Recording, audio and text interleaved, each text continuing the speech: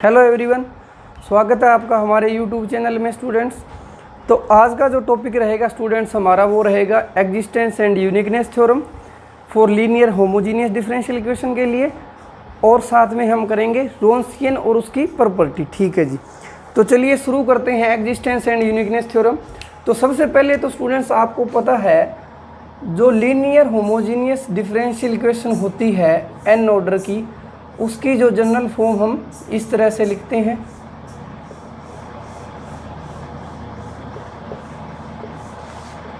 Up to an x y is equal to 0। ठीक है जी, और यहाँ पे कंडीशंस क्या रहती है, जो a0 a1 an तक सारे के सारे फंक्शंस ऑफ ओनली x होते हैं।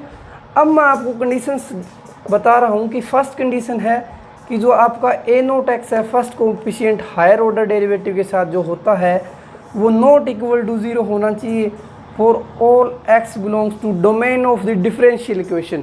जो आपको डोमेन दे रखी है उसके अंदर ये नॉन जीरो होना चाहिए। सेकंड कंडीशन स्टूडेंट्स, जो a0 a1 up to an x जो कोएफिशिएंट फंक्शंस है, जो ओनली फंक्शन ऑफ x लगे होते हैं इनके साथ, वो सारे के सारे क्या होने चाहिए, कॉन्टिन्यूअस।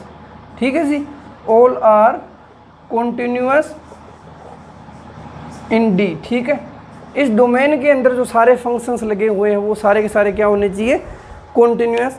अगर कोई linear homogeneous differential equation n order की ये दो कंडीशन सेटिस्फाई करती है, तब हम बोल सकते हैं कि then there exist n linearly independent solutions y1 y2 up to yn मिल जाते हैं हमें, एंड एक जनरल सॉल्यूशन इसका और मिल जाता है जो इनके लीनियर कॉम्बिनेशन से बनता है y2 up to cn yn। ठीक है जी, यहाँ तक दो कंडीशन से हम यहाँ तक पहुँच जाते हैं।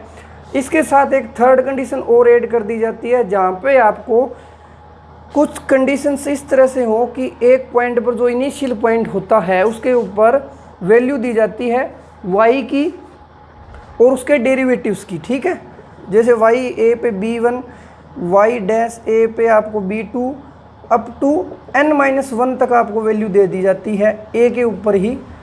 ठीक है जी, अगर आपको ये कंडीशन और डाल दी जाए साथ में तो आपको पता है इनका यूज़ करके आप c1 c2 up to cn को इवेल्यूएट कर सकते हो। ठीक है, तो यहाँ से हमें क्या मिलेगा, then there exist a unique solution.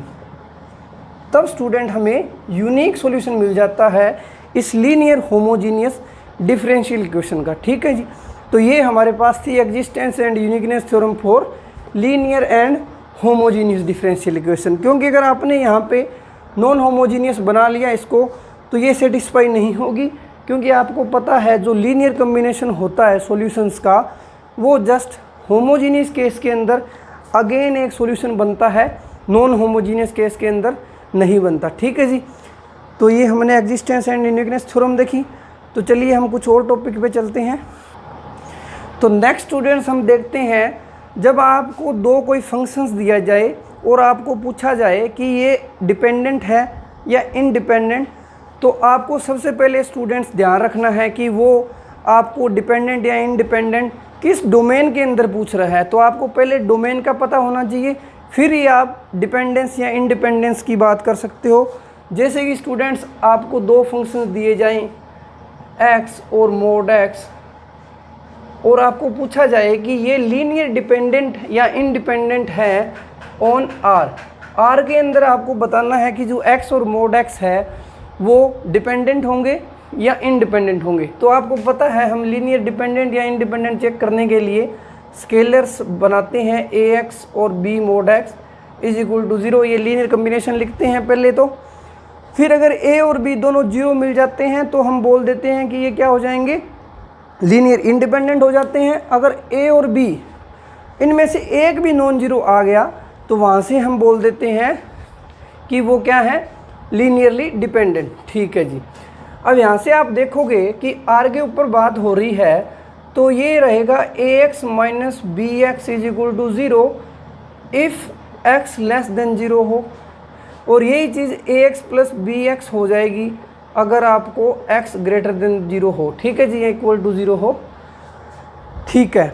तो आप यहाँ से देखोगे कि इन दोनों से ये for all x less than 0 के लिए, फॉर ऑल ग्रेटर देन 0, तो यहाँ इन दोनों से हमें पता चलेगा कि a minus v0 a plus b0, ठीक है। ये दो इक्वेशन मिल गई, यहाँ से आप इनको सोल्व करोगे तो आपको मिलेगा कि a और b दोनों 0 मिल गए। अगर दोनों 0 मिल गए तो ये जो दोनों फंक्शंस दे रखे हैं आपको, ये क्या है, li है ऑन r के ऊपर, ठीक है जी।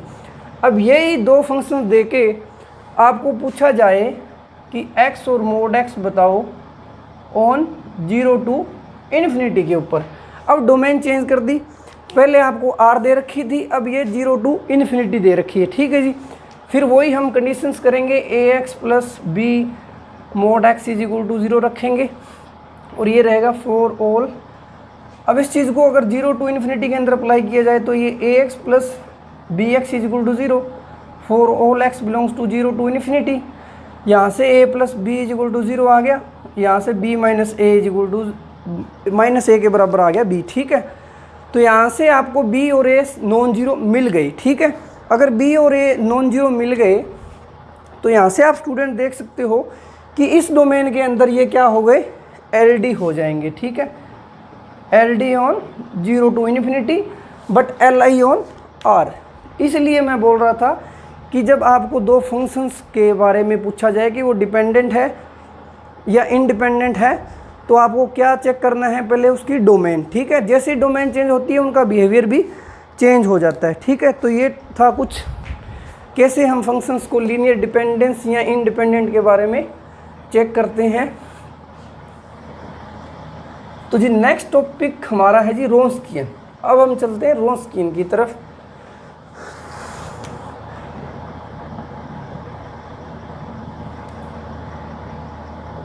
तो जी सबसे पहले क्या रोंस्कियन होता क्या है, तो आपको कोई भी फंक्शन दे दिए जाए, एक मतलब 2 या 3 या 4 या n, आपको कोई भी फंक्शंस दिया जाए और उनके रोंस्कियन के बारे में पूछा जाए, तो मान लेते हैं कि आपको 2y1 और y2 कोई डिफरेंशियल इक्वेशन के या कोई फंक्शन दे दिए जाएं, तो और वहाँ से आपको पूछा जाए कि इनका रोंस्कियन क्या होगा, तो जो y1 y2 जो स्टूडेंट हमारे पास होता है वो एक डिटर्मिनेंट होता है जिसकी फर्स्ट रो के अंदर हम इन दोनों फंक्शन को रखते हैं और सेकंड में इनका सिंगल डेरिवेटिव करते हैं।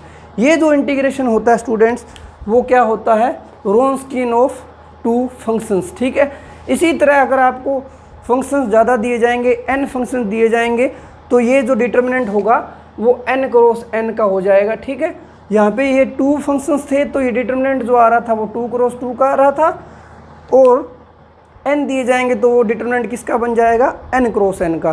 तो ये स्टूडेंट्स रोंस्कियन ऑफ फंक्शंस का ऐसे निकालते हैं।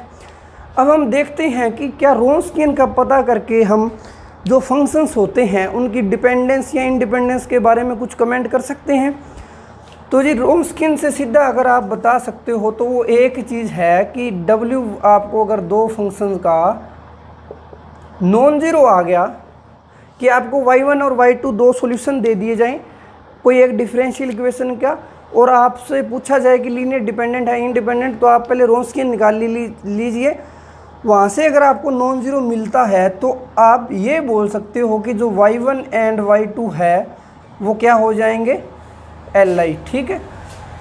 बट अगर आपका रोंस्कियन y1 और y2 इन दोनों का 0 आ गया, तब क्या आप कुछ कमेंट कर सकते हो, कुछ नहीं कर सकते। फिर ये हम नहीं बोल सकते कि 0 आ गया तो वो y1 और y2 LD हो जाएंगे, ठीक है, क्योंकि 0 होने के बावजूद भी हमारे पास ऐसे फंक्शंस के एग्जांपल हैं जिन पे जो इंडिपेंडेंट होते हैं लेकिन उनका रोंस्कियन स्टूडेंट्स क्या आ जाता है, 0 आ जाता है, ठीक है। फॉर एग्जांपल जो हमने ऊपर किया था x और मोड x ऑन R, तो यहाँ से आप देखोगे कि ये किसी इक्वेशन का अगर बना सकते हो x सॉल्यूशन, तो ये क्या है, Li है वैसे तो, लेकिन इनका आप रोंस्कियन लोगे तो वो क्या आएगा, 0 आ जाएगा, ठीक है। तो आप 0 आने पे रोंस्कियन कोई कमेंट नहीं कर सकते, बट नॉन 0 आ गया तो इतना ज़रूर बता सकते हो कि वो Li है, ठीक है जी। तो ये था रोंस्कियन। अब हम बात करते हैं कि रोंस्कियन को अगर जो हमने एग्जिस्टेंस एंड यूनिकनेस थ्योरम की थी वो किसी थ्योरम जो डिफरेंशियल इक्वेशन के अंदर सेटिस्फाई हो रही हो तब रोंस्कियन किस तरह से बिहेव करेगा। ठीक है जी। मीन्स अगर आपको डिफरेंशियल इक्वेशन दे दी जाए, मैं 2 ऑर्डर के लिए बात करूंगा, आप n ऑर्डर के लिए भी देख सकते हो इसको।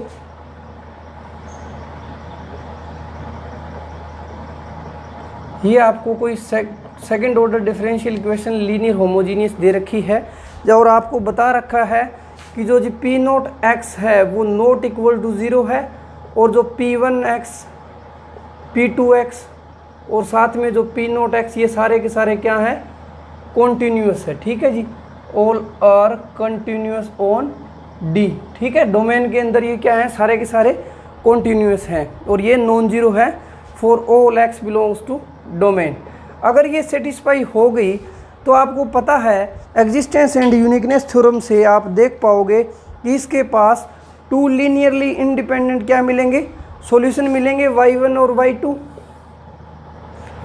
अगर कोई डिफरेंशियल इक्वेशन एग्जिस्टेंस थ्योरम को सेटिस्फाई करती है वहाँ से आप ये बोल सकते हो कि अगर रोंस्कियन उनका नॉन जीरो आया तो वो Li होंगे और अगर ये Li हैं तो उनका रोंस्कियन नॉन जीरो ही आएगा।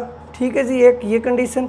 सेकेंडली इस केस में आप ये भी बोल सकते हो कि y1 और y2 का अगर रोंस्कियन जीरो आ गया तो वहाँ से आप उनको LD बोल दोगे। अगर LD है तो इनका रोंस्कियन पक्का जीरो ही आएगा।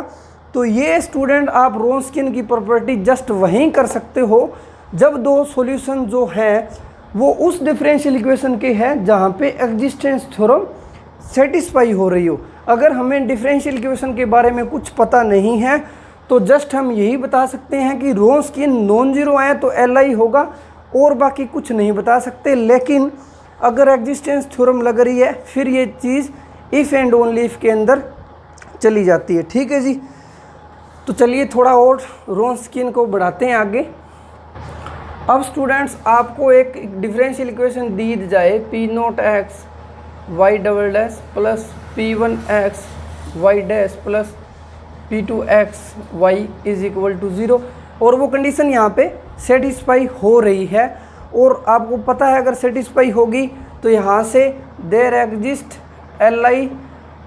एग्जिस्ट टू Li सॉल्यूशंस मिलेंगे, y1 एंड y2 ये दोनों मिलेंगे। तो आपको पता है इस चीज़ को क्या करेंगे, सेटिस्फाई तो करेंगी। तो P naught x y1 double dash plus P1x y1 dash plus P2x y1 is equal to 0।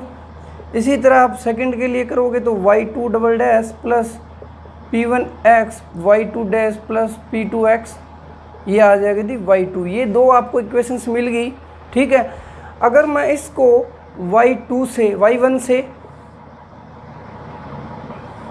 इसको y2 से और इसको y1 से, ठीक है जी, अगर इनको मल्टीप्लाई कर दूं इन दोनों इक्वेशन को और फिर सेकंड वाली इक्वेशन में से फर्स्ट वाली इक्वेशन को सब्ट्रैक्ट कर दूं तो मेरे को क्या मिलेगा स्टूडेंट्स, ये इसके साथ मल्टीप्लाई होगा, इसमें से सब्ट्रैक्ट हो जाएगा।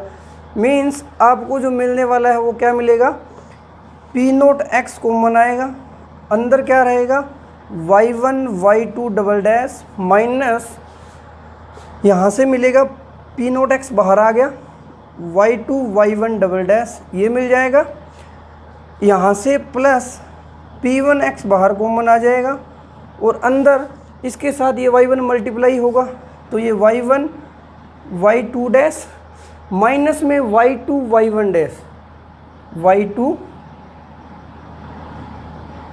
y1 dash. ठीक है जी, अब ये क्या आएगा P2x y12, ये P2x y12 ये कैंसिल हो जाएंगे इज इक्वल टू 0। ठीक है जी, अगर ये सॉल्यूशन थे y1 और y2, यहाँ से आप देख सकते हो कि जिसका जो रोंस्कियन था वो y1 y2 y1 dash y2 dash आके क्या आया था y1 y2 dash minus y2 y1 dash ये आया था। ठीक है, अब आप देख पा रहे हो कि ये जो है वो तो ये रहा, यहीं पड़ा है। मीन्स ये जो आई टर्म वो क्या है, रोंस्कियन है। और रोंस्कियन का अगर मैं डेरिवेटिव करूं, वहाँ पे जो W था इसका अगर रोंस्कियन का मैं डेरिवेटिव करूं स्टूडेंट, इसका करोगे तो आपको यही चीज़ मिलेगी। ठीक है, तो यहाँ से मेरे को मिलेगा कि जो P0x रोंस्कियन का derivative plus P1x Wronskian is equal to 0। ठीक है, अब मेरे को पता है ये नॉन ज़ीरो है पूरी डोमेन के ऊपर, मैं इसको नीचे डिवाइड कर सकता हूँ। तो ये आएगा W dash plus P1x divide by P0x, W is equal to 0, ये आ जाएगा। ठीक है जी, अब यहाँ से ये बन गई linear differential equation of first order. या डायरेक्ट इसको सोल्व भी कर सकते हो। यहाँ से जो W आपको सोल्व करने के बाद आएगा वो रहेगा स्टूडेंट्स C e की power minus P1x divide by P0x, ये रहने वाला है। यहाँ से रोंस्कियन आपको क्या मिल जाएगा, C e की power integration of minus P1x divide by P0x। ठीक है, यहाँ से आपको रोंस्कियन मिल गया। जब आप एग्जिस्टेंस थ्योरम सेटिस्फाई करती हुई डिफरेंशियल इक्वेशन के दो सॉल्यूशन लेके आ रहे थे, वहाँ से क्या मिल गया आपको, ये सॉल्यूशन मिल गया। मींस जो रोंस्कियन था अब हम इस फॉर्म में मिल गया। और जो स्टूडेंट्स ये फॉर्मूला यहाँ से हमें मिलता है उसको हम बोलते हैं एबल्स फार्मूला। ठीक है जी, इस फॉर्मूले को हम क्या बोलते हैं, एबल्स फार्मूला। ये बहुत क्वेश्चंस के अंदर यूज़ हो जाता है, तो इसको हम इस तरह से निकालते हैं।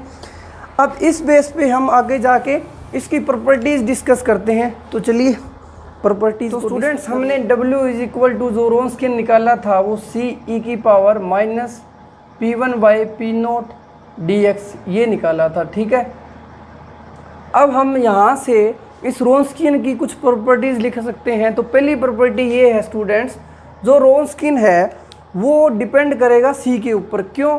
क्योंकि जो आप e की पावर में ये जो देख रहे हो फंक्शन, ये तो हमेशा क्या रहता है, पॉजिटिव रहेगा। ठीक है, तो जो इसकी रोंस्कियन की डिपेंडेंस पूरी की पूरी C के ऊपर आ गई। अगर C पॉजिटिव रहेगा तो ये ऑलवेज क्या रहेगा, पॉजिटिव रहने वाला है। अगर C नेगेटिव हो गया तो आपका रोंस्कियन हमेशा क्या रहेगा, आपकी डोमेन के पास ये हमेशा नेगेटिव रहेगा। अगर C 0 आ गया तो आपका रोंस्कियन पूरी डोमेन के अंदर ही 0 रहेगा। तो हम कैसे लिख सकते हैं प्रॉपर्टीज़ को, कि आपकी मान लीजिए ए बी आपको कोई डोमेन दे रखी है D,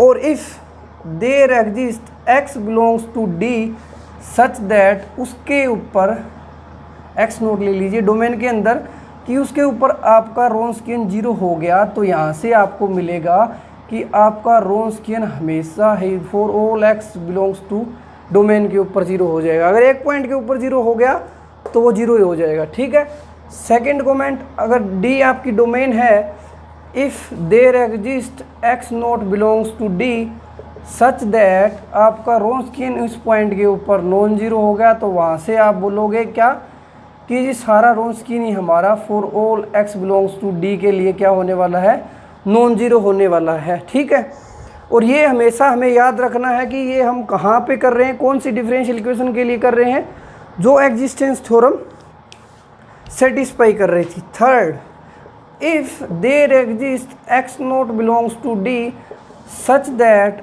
आपका रोंस्कियन इस पॉइंट के ऊपर क्या हो जाए, पॉजिटिव, तो वहाँ से आपका रोंस्कियन हमेशा क्या हो जाएगा, positive for all x belongs to D के लिए। ठीक है, यही सेम कमेंट आपका कहाँ रहेगा, if there exist x not belongs to D such that, अगर आपका रोंस्कियन इस पॉइंट के ऊपर क्या हो जाए, नेगेटिव, तो पूरी डोमेन के लिए वो क्या हो जाएगा, नेगेटिव हो जाएगा। ठीक है जी, ये प्रॉपर्टीज़ थी।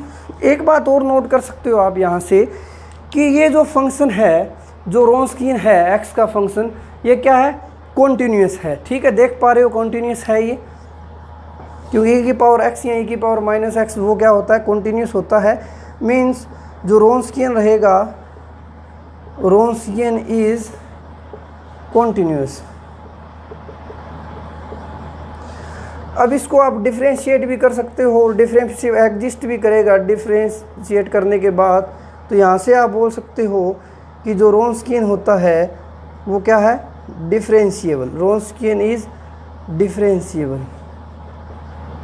ठीक है जी, ये कुछ प्रॉपर्टीज़ थी। एक प्रॉपर्टी आप इसमें और ऐड कर सकते हो कि अगर आपके y1 और y2 दोनों सॉल्यूशन जो डिफरेंशियल इक्वेशन के है वो अगर पीरियोडिक है विद पीरियड t, तो आप वहाँ से ये बोल सकते हो कि जो इसका रॉन्स्कियन होगा इन दो सॉल्यूशंस का वो भी पीरियोडिक हो जाएगा उसी पीरियड के साथ t के साथ। ठीक है जी, means if y1 and y2 are periodic with period t,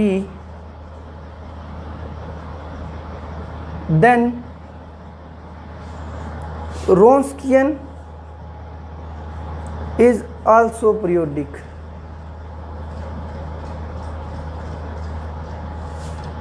ठीक है जी, with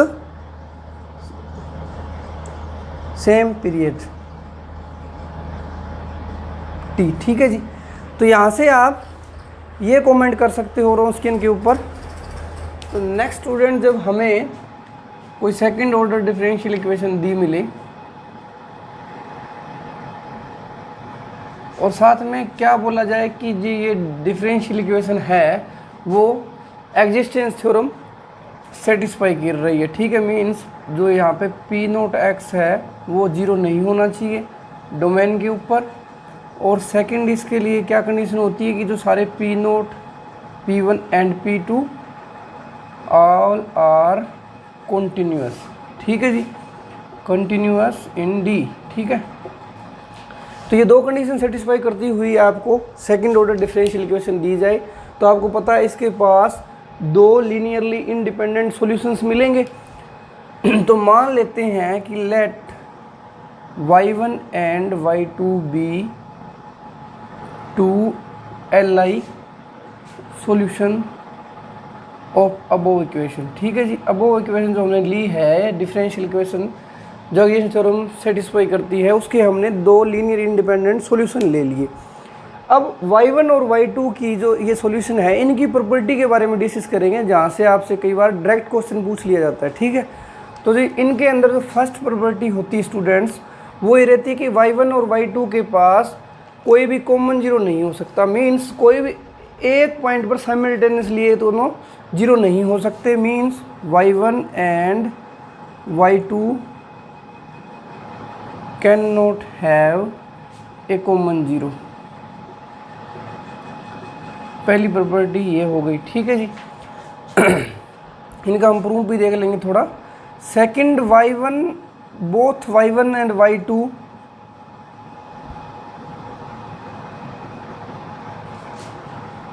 can not have repeated zeros. ठीक है जी, मीन्स अगर कोई आपका y1 x नोट के ऊपर जीरो हो रहा है तो उसका डेरिवेटिव उसी पॉइंट के ऊपर जीरो नहीं हो सकता।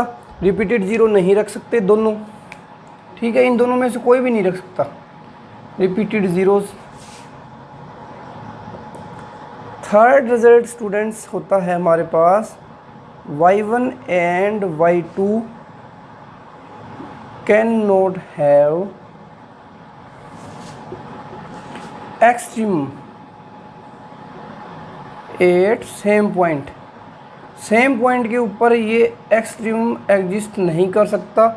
मीन्स x नोट के ऊपर अगर y1 का कोई एक्सट्रीम मतलब मिनिमम या मैक्सिमम मिल रहा है तो उसी पॉइंट के ऊपर y2 का मैक्सिमा या मिनिमम नहीं मिलना चाहिए। ठीक है, ये इनके रिजल्ट्स होते हैं। फिर फोर्थ रिजल्ट स्टूडेंट आप बोल सकते हो कि बिटवीन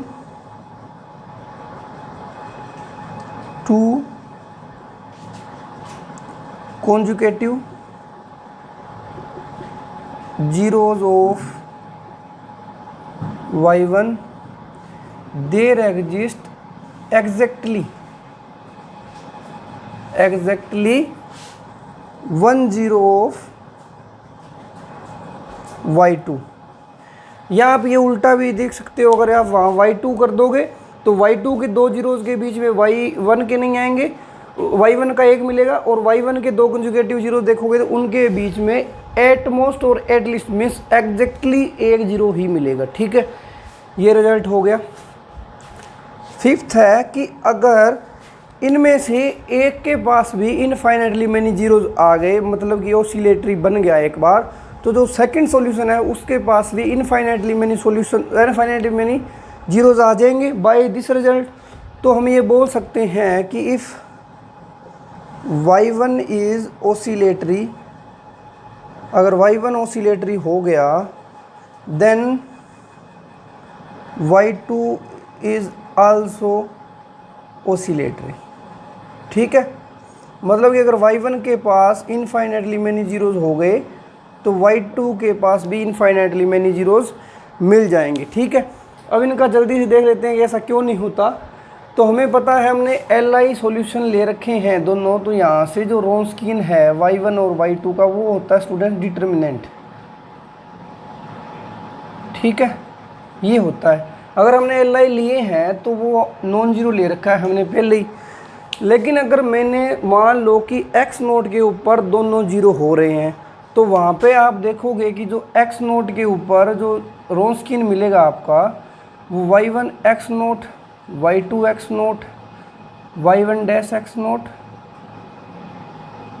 ये मिल जाएगा। ठीक है, मीन्स इस डिटरमिनेंट के अंदर आप क्या कर दोगे, x नोट की वैल्यू पुट कर दोगे। अगर वो x नोट दोनों के अंदर कॉमन हुआ तो आप देख पा रहे हो y1 x note zero, y2 x note zero, means पहली फर्स्ट रो है जो वो क्या हो जाएगी स्टूडेंट्स, जीरो हो जाएगी। अगर first row zero determinant zero means Wronskian एक पॉइंट पे मेरे को जीरो मिल गया और एग्जिस्टेंस थ्योरम सेटिस्फाई हो रही है तो रोन्स्कीन इफ एंड ओनली हो जाएगा। अगर रोन्स्कीन जीरो आ गया तो ये क्या हो जाएंगे, LD, but this is introduction, क्योंकि कंट्राडक्शन हो जाएगी ना यहाँ से, क्योंकि Li ले रखे हमने तो फर्स्ट वाला नहीं हो सकता, can not have common zero. Same ये भी देख सकते हो कि रिपीटेड जीरो नहीं हो सकते। अगर रिपीटेड जीरो हुए तो x नोट मान लो कि उसके पास रिपीटेड जीरो है, अगर रिपीटेड जीरो है तो y डैश x नोट के ऊपर भी क्या हो जाएगा, वो जीरो हो जाएगा। मतलब रिपीटेड जीरो का मतलब होता है कि जो y1 है वो x माइनस एक्स नोट की पावर m और फंक्शन ऑफ x इस तरह से लिखा जाएगा। तो आपका डेरिवेटिव भी क्या हो जाएगा, जीरो हो जाएगा उस पॉइंट के ऊपर, और फंक्शन की वैल्यू भी इस पॉइंट के ऊपर क्या हो जाएगी, जीरो। तो वहाँ से फर्स्ट कॉलम क्या आ जाएगा स्टूडेंट्स, जीरो आ जाएगा, और एक कॉलम जीरो आ गया पूरा तो वहाँ से डिटरमिनेंट जीरो, रोन्स्कीन जीरो, एक पॉइंट पे आ गया जीरो, सारा जीरो, क्योंकि एग्जिस्टेंस थ्योरम लग रही है तो ये भी नहीं हो सकता। सेम आप इसके अंदर भी देख सकते हो, अगर एक्सट्रीमम का यूज़ करोगे तो ये सेकंड रो जीरो होने वाली है अगर एक पॉइंट पे आ गए तो। ठीक है, अब हम देख लेते हैं फोर्थ रिजल्ट कि between two conjugative zero y1 या y2 के लोगे आप तो वहाँ से क्या सिर्फ और सिर्फ एक ही जीरो हो सकता है। ठीक है जी, कि y1 के दो लगातार कंजुगेटिव जीरो लेते हो तो उनके बीच में सिर्फ एक ही जीरो हो सकता है y2 का। तो हम मान लेते हैं कि पहले एग्जिस्ट ही नहीं करता, ये मान लो कि एग्जैक्टली बोल रहा है, हम पहले ये मान लेंगे उसके बीच में एग्जिस्ट करता ही नहीं। ठीक है, तो हम मान लेते हैं कि let y x naught and x1 are zeros of y1 के जीरो मान लिए मैंने, और ये भी मान लिया कि there does not exist any zero of y2 in x naught से x1 के बीच में कोई भी जीरो एग्जिस्ट नहीं कर रहा y2 का। ठीक है, अब आप f को एक मान लीजिए फंक्शन y1 अपॉन y2। अब ये डिफाइन हो जाएगा क्योंकि y2 तो इसमें कहीं जीरो नहीं हो रहा, हम बात करेंगे x नोट x1 इंटरवल के ऊपर इस चीज़ की। ठीक है, x नोट पे देख पा रहे हो ये जो है यहाँ से आपको पता चलेगा जो f x नोट है वो क्या आ जाएगा, जीरो आ जाएगा, क्योंकि y1 x नोट जीरो हो जाएगा, y2 जीरो होना नहीं। ठीक है, और सेम आप देखोगे कि x1 है वो भी जीरो हो जाना है। अब इसका अगर मैं डेरिवेटिव करूं f डैश वो क्या आएगा, y2 का whole square, y2 as it is, y1 का derivative minus y1 as it is, y2 का डेरिवेटिव। ठीक है, तो ये स्टूडेंट्स आ गया, हमें रोन्स्कीन मिल गया, वो भी निगेटिव के साथ, नेगेटिव माइनस रोन्स्कीन और y2 स्क्वायर। तो यहाँ से आप देख पा रहे हो कि x नोट से x1 के बीच में ये डिफरेंशिएबल भी होगा, क्योंकि नीचे वाली चीज़ जीरो हो नहीं रही इसके बीच में कहीं भी, हमने माना है। तो आप देखोगे कि थ्योरम लगवाओगे आप कि a और b जो एंड पॉइंट्स है इनके बीच में कंटिन्यूस भी है इनके ऊपर और डिफरेंशिएबल भी हो सकता है, हो रहा है इस इंटरवल के अंदर। तो यहाँ थ्योरम लगाओ, क्या बोलेगी कि there exist point c belongs to x0 से x1 के बीच में एक पॉइंट मिलेगा सच दैट जहाँ पे आपका डेरिवेटिव ऑफ f का क्या हो जाएगा 0। अगर इस पॉइंट के ऊपर डेरिवेटिव 0 हुआ, ये तो नॉन जीरो टर्म है, तो वहाँ से आपको पता चलेगा कि उसका जो रोंस्कियन है इस पॉइंट के ऊपर वो 0 आ गया सी के ऊपर यहाँ से, ठीक है। अगर एक पॉइंट सी के ऊपर 0 आ गया तो यहाँ से तो क्या हो जाएगा, पूरा का पूरा रोंस्कियन ही 0 मिलेगा हमें, ठीक है। लेकिन रोंस्कियन तो हमने y1 और y2 इंडिपेंडेंट मान रखे हैं, तो वो तो 0 हो नहीं सकता, मीन्स कंट्राडिक्शन आ गई।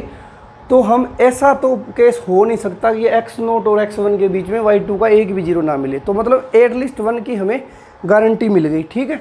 अब हम ये मान लेते हैं कि एक ही क्यों एग्जिस्ट करेगा, एक से ज़्यादा भी कर सकते हैं, तो वो भी मान लेते हैं कि आप मान लीजिए कि x0 और x1 आपने 2 जीरोज़ लिए थे y1 के, आप मान लीजिए कि x0 डैश और x1 डैश ये जीरोज़ हैं y2 के, वो 2 मिल गए हमें, एटलीस्ट 2 मिल गई।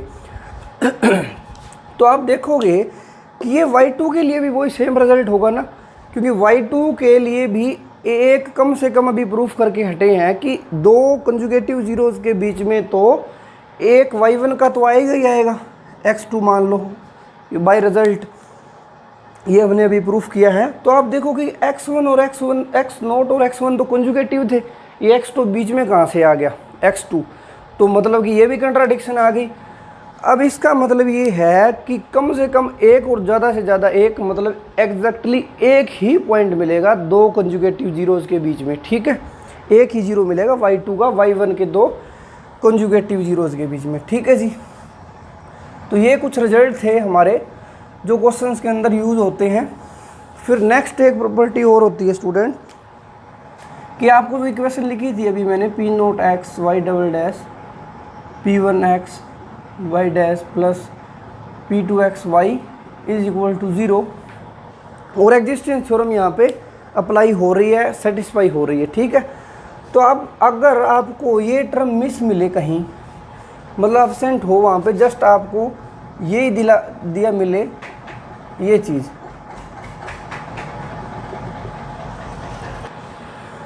तो वहाँ पे P1x ये y डैश वाली टर्म है वो एब्सेंट मिलती है, ऐसे डायरेक्ट आपको एक इक्वेशन दे दी जाती है। तो आप देखोगे कि ये y double dash plus P2x by P0x y is equal to 0, means आप कई बार क्या होता है जो P1x है आपका वो 0 दे दिया जाता है, तभी तो ये टर्म एब्सेंट मिलेगी। P1x 0 आ गया, मतलब कि आपको इस फॉर्म में कोई इक्वेशन दी जाए, वहाँ से आप देखोगे कि जो रोंस्कियन होता है स्टूडेंट्स हमारे पास, वो तो c इंटू ई की पावर इंटीग्रेशन रहता है minus P1x by P0x dx, ठीक है। अगर ऐसा हुआ ये है तो y डैश वाली टर्म एब्सेंट है, मतलब P1x 0 है, अगर ये 0 पुट करेंगे तो यहाँ से ये 1 मिल जाएगा, और यहाँ से आपको मिलेगा जी आपका रोंस्कियन इस केस में क्या हो जाता है, कांस्टेंट हो जाता है, ठीक है।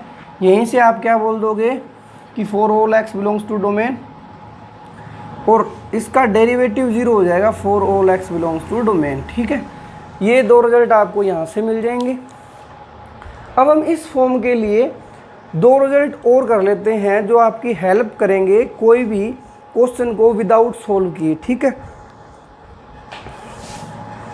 तो उसमें आप देखोगे स्टूडेंट कि जी y double dash plus QX y is equal to 0, यहाँ से हम QX को देख के बताएंगे कि इसके पास जो इसके सॉल्यूशन आएंगे उनके बारे में आप क्या प्रॉपर्टीज़ दे सकते हो, ठीक है।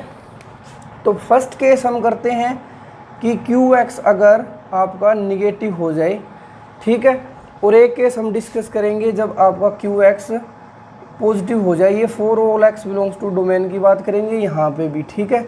ये दोनों डिस्कस करेंगे केस। तो पहला केस हम डिस्कस कर लेते हैं कि अगर आपका QX क्या हो जाए, नेगेटिव हो जाए, ठीक है। तो अगर QX नेगेटिव हुआ तो आपसे यहाँ देखोगे कि QX y ये टर्म आपको मिलेगी, ठीक है। ऐसा कुछ यहाँ से आप उधर लेके जाओगे टर्म को। अब QX नेगेटिव है और y क्या है। अब इसके दो केस हो सकते हैं, ठीक है। जो आपका सॉल्यूशन आएगा, जो y की पॉसिबिलिटी है कि पहला हम इसमें एक रिजल्ट बोलते हैं पहले कि फर्स्ट रिजल्ट जो इसका आएगा कि QX नेगेटिव आ जाए, तो इसका जो नॉन ट्रिवियल सॉल्यूशन होगा उसके पास एट मोस्ट 10 हो सकता है, ठीक है। मतलब कि एवरी नॉन ट्रिवियल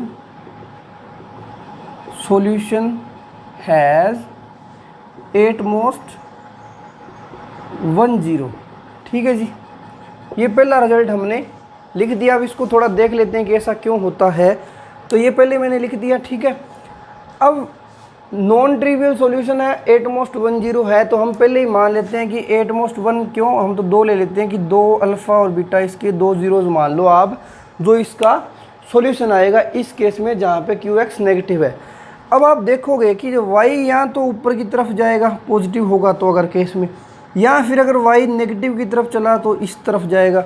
यानी y की दो पॉसिबिलिटी है यहाँ पे भी कि y यहाँ तो पॉजिटिव होगा, यहाँ क्या होगा, निगेटिव होगा, ठीक है।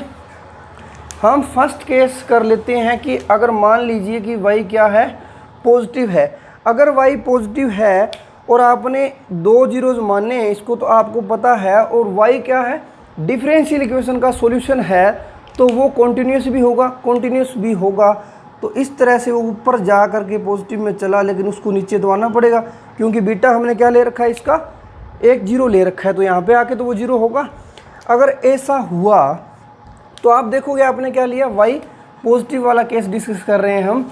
अगर y पॉजिटिव है और QX नेगेटिव है तो नेगेटिव नेगेटिव ये कैंसिल हो जाएगा, मतलब ये ओवरऑल क्या आ जाएगा स्टूडेंट्स, इस केस में जब आप y को पॉजिटिव मानोगे और QX नेगेटिव लोगे तो उस केस में जो y डबल डैश है वो पॉजिटिव आ जाएगा। अगर y डबल डैश पॉजिटिव आ गया, इसका मतलब क्या है, इसका रेट ऑफ जो चेंज है y डैश के अंदर, जो इसका टेंजेंट का स्लोप y, इसका मतलब क्या है कि y डैश इज इंक्रीजिंग, क्योंकि आप देखते हो कि डेरिवेटिव का नेगेटिव या पॉजिटिव आना आपको बताता है कि वो इंक्रीज करेगा या डिक्रीज करेगा। तो यहाँ पे मैं y डबल डैश पॉजिटिव आ रहा है, इसको y डैश का डैश लिख सकता हूँ ना, ये y डैश का डेरिवेटिव है, 2 टाइम्स डेरिवेटिव हो गया, तो यहाँ से y डैश इंक्रीजिंग होगा। मीन्स अगर एक बार ऊपर की तरफ चल पड़ा ये, तो इसका रेट ऑफ टेंजेंट जो है वो तो क्या होगा, ऊपर की तरफ ही रहेगा। क्योंकि फिर अगर नीचे आया, मान लो कि यहाँ से हमें ये मिला कि उसका जो रेट ऑफ चेंज डेरिवेटिव के अंदर वो क्या है, ऊपर की तरफ है, पॉजिटिव है। अगर ऐसा हुआ तो इसको नीचे तो आना पड़ेगा, तो यहाँ इस केस में पहले तो 0 हो जाएगा डेरिवेटिव, फिर नीचे की तरफ मतलब माइनस की तरफ बढ़ेगा। वो तो हो ही नहीं सकता, क्योंकि यहाँ से ये सब कुछ मान करके हमने y डैश जो इसके अंदर जो रेट ऑफ चेंज टेंजेंट के अंदर आई वो तो क्या आई थी, पॉजिटिव आई थी। अगर ऐसा होगा तो नेगेटिव आ जाएगी, ठीक है। इसलिए क्या होगा, ये ऊपर ही चलता जाता है, इसके पास एक से ज़्यादा 0 नहीं हो सकते एट मोस्ट। यहाँ अगर कट करके चला गया तो ये ऊपर ही चला जाएगा। सेकंड केस में आप देख सकते हो कि अगर ये नीचे गया तो ये फिर नीचे चला जाएगा, क्योंकि इस केस में अगर आप y को नेगेटिव लोगे तो उस केस में ये आपका जो y डैश है वो क्या आ जाएगा, डिक्रीज आएगा, नीचे की तरफ जाएगा, तो नीचे ही चला जाएगा ये, ठीक है। तो ये 2 केस हमने डिस्कस कर लिए। तो इसमें एक तो क्या हो गया, every non trivial solution has at most 10 हो गया, ठीक है जी। सेकंड आप ये भी देख सकते हो कि अगर आपको एक पॉइंट के ऊपर इसी के y जो आपका आया सॉल्यूशन एट मोस्ट 10 हो गया, अगर उसके ऊपर आपको एक पॉइंट के ऊपर वैल्यूज़ दे रखी हो और उसके डेरिवेटिव की वैल्यू दे, मतलब इनिशियल वैल्यू प्रॉब्लम बना दी जाए इस सेकंड ऑर्डर को, ठीक है। उस केस में देखोगे कि अगर आपका y पॉजिटिव आ जाए, जो a उसने कंडीशन डाल रखी इनिशियल वैल्यू, और उसका डेरिवेटिव भी a पे क्या आ जाए, पॉजिटिव, ठीक है। तो आप एक चीज़ देख सकते हो कि अगर y पॉजिटिव हुआ किसी पॉइंट के ऊपर, मतलब इधर कहीं होगा यहाँ, और उसका रेट ऑफ चेंज भी पॉजिटिव आ रहा है, मतलब कि वो ऊपर ही चला जाएगा कहीं, ठीक है। उसका डेरिवेटिव क्या है, पॉजिटिव है उस पॉइंट के ऊपर, यानी ऊपर की तरफ, और नीचे आना नहीं, क्योंकि इसके पास क्या होना है, एट मोस्ट 10, नीचे तो आने नहीं देगा। पॉजिटिव एक बार हो गया ऊपर की तरफ तो ऊपर ही चला जाएगा। तो यहाँ से इस केस में आप क्या बोल सकते हो कि जो इस लिमिट आएगी इन्फिनिटी के ऊपर वाई एक्स की, जो आपका सॉल्यूशन मानना है नॉन ट्रिवियल, वो इन्फिनिटी आएगी इस केस में, ठीक है। और यहाँ पे ये कंडीशन सारी जो है वो वाई मैंने मान रखा है नॉन ट्रिवियल, ये नॉन ट्रिवियल के लिए हो रहा है सब कुछ, ठीक है।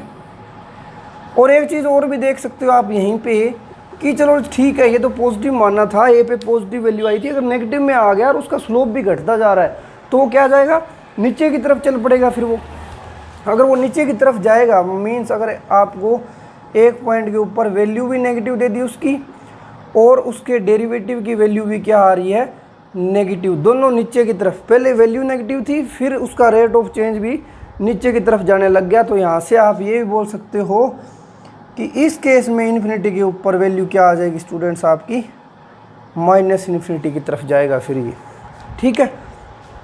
ये दो केस हमने इंपॉर्टेंट थे। अगर एक पॉजिटिव आ जाए, खुद ये पॉजिटिव बन रहा हो, यहाँ ये नेगेटिव बन रहा हो, तो वहाँ पे आपको कोई भी कमेंट नहीं करना, रिजल्ट बस ये है कि दोनों अगर सेम आए, पॉजिटिव पॉजिटिव आ जाए वैल्यू भी और डेरिवेटिव की वैल्यू भी, तब आप ये बोल सकते हो, अदरवाइज़ आप इसके बारे में कुछ नहीं बोल सकते, ठीक है जी। और आप अगर एटमोस्ट 10 है तो आप इसको क्या बोल सकते हो कि एवरी नॉन ट्रिवियल सॉल्यूशन, इस केस में every non trivial solution is non oscillatory, non oscillatory, ठीक है, ओसिलेट नहीं करेगा। अगर एक बार नीचे की तरफ चल पड़ा तो नीचे चला जाएगा, एक बार ऊपर की तरफ चल पड़ा तो ऊपर ही चला जाएगा, ठीक है। ये हमारी क्यू एक्स को नेगेटिव माना तब ऐसा हुआ, ठीक है। एक केस और हमारा रहता है कि अगर क्यू एक्स क्या हो जाए, पॉजिटिव हो जाए, तो वहाँ पे भी आप कंडीशंस लिख सकते हो, इसका रिजल्ट का यूज़ कर सकते हो, ठीक है। लेकिन वहाँ पे एक और कंडीशन ऐड करनी होती है कि यहाँ पे क्यू एक्स पॉजिटिव हो जाए और साथ में आपका उसका इंटीग्रेशन करो 1 to इन्फिनिटी के अंदर, वो स्टूडेंट्स क्या आना चाहिए, इनफाइनाइट। अगर ऐसा होता है क्यू एक्स पॉजिटिव है और ये भी सेटिस्फाई हो रहा है, तो इन दोनों को मिला करके हम क्या रिजल्ट बोल सकते हैं कि इस केस में हम आइडिया ले सकते हैं किससे, कि क्यू एक्स पॉजिटिव लिया है तो y double dash plus y is equal to 0, यहाँ से आप ले सकते हो। और आप देखोगे कि इसके जो सॉल्यूशन आएंगे वो आएंगे जी C1 cos x plus C2 sin x, ये आ जाएगा इसका सॉल्यूशन। और आप देख पा रहे हो sin x और cos x दो लीनियर इंडिपेंडेंट सॉल्यूशन होते हैं, ठीक है, और इनके पास तो बहुत सारे जीरोज हो सकते हैं। तो पहला रिजल्ट जो आप इस केस में यूज़ करोगे वो क्या होता है स्टूडेंट्स, कि every non trivial solution has infinitely many zeros, ठीक है, इनफाइनाइटली मैनी जीरोज। इसके पास जो y1, एक बार अगर y1 आपने नॉन ट्रिवियल सॉल्यूशन लिया और उसके पास इनफाइनाइटली मैनी जीरो आ गए, तो हमने जो पीछे रिजल्ट किए थे कि दो जीरोज के बीच में लगातार एक जीरो दूसरे का मिल जाएगा, मतलब कि दूसरे के पास तो अपने आप इनफाइनाइटली मैनी जीरोस हो जाएंगे, ठीक है। तो यहाँ से every non trivial solution has infinitely many zero. अगर इनफाइनाइटली मैनी जीरोस हो गए तो उसको आप ये भी बोल सकते हो कि every non trivial solution is oscillatory. Infinitely many zeros हो गए तो वो ओसिलेटरी बन जाता है, ठीक है, ये हो गया, ठीक है जी। इसके अंदर ये दो रिजल्ट थे और आपको ध्यान रखना ये भी कि ये कंडीशन ज़रूर वहाँ पे सेटिस्फाई हो रही हो, ठीक है। तो ये कुछ हमने रिजल्ट्स देखे और रोन्सकिन की प्रॉपर्टीज़ भी देखी। अगर आप इनको याद रख के या जैसे भी आप पहले इनको करिए और फिर अच्छे से इनके ऊपर क्वेश्चन करिए तो वहाँ से क्वेश्चन ईजिली हो जाता है। अगर आपको इन प्रॉपर्टीज़ के बारे में पता नहीं है तो क्वेश्चन करने में प्रॉब्लम आ सकती है, ठीक है स्टूडेंट्स। तो मिलते हैं नेक्स्ट वीडियो में, थैंक यू।